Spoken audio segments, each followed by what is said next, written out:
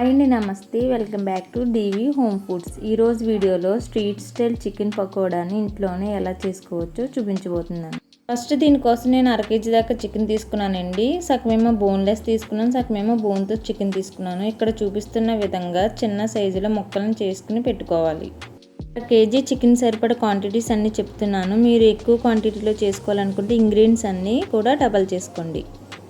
First ఈ చికెన్ని శుభ్రంగా క్లీన్ చేసుకున్న తర్వాత ఇందులోకి రుచికి సరిపడిన ఉప్పు, ఒక అరబద్ద నిమ్మ చెక్క రసాన్ని వేసి, అలాగే 1/4 టీ స్పూన్ దాకా పసుపు, 2 టేబుల్ స్పూన్ దాకా అల్లం వెల్లుల్లి పేస్ట్ని కూడా వేసి ఈ చికెన్ ముక్కలకి వీటిని అన్నిటిని కూడా బాగా పట్టించండి.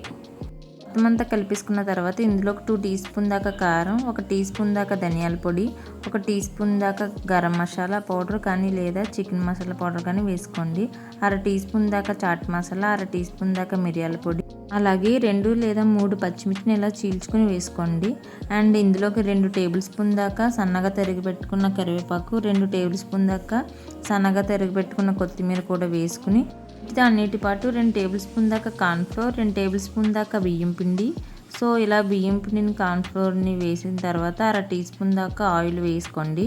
అండ్ ఇందులోనే 1 టేబుల్ స్పూన్ జీడిపప్పు కూడా వేసుకోండి. ఫైనల్గా ఒక ఎగ్ని ఇలా బ్రేక్ చేసి యాడ్ చేసుకోండి. ఇలా అన్నీ వేసేసాక చికెన్కి బాగా పట్టించి మొత్తం అంతా ఒకసారి కలిపేసి మిక్స్ చేసుకోండి. ఇలా కలిపి పెట్టుకున్న చికెన్ని 1 గంట పాటు మ్యాగ్నేట్ చేసుకోవాలి. ఫ్రిడ్జ్లో అయితే 1/2 అవర్ అయినా సరిపోద్ది. బయట అయితే 1 గంట అయినా మీరు మ్యాగ్నేట్ చేసుకోవాలన్నమాట. అప్పుడే చికెన్ టెండర్గా ఉంటుందన్నమాట. ఇలా గంట పాటు మ్యాగ్నేట్ చేసుకున్న చికెన్ని ఆయిల్లోని వేసి పకోడీలాగా వేసుకోవడం.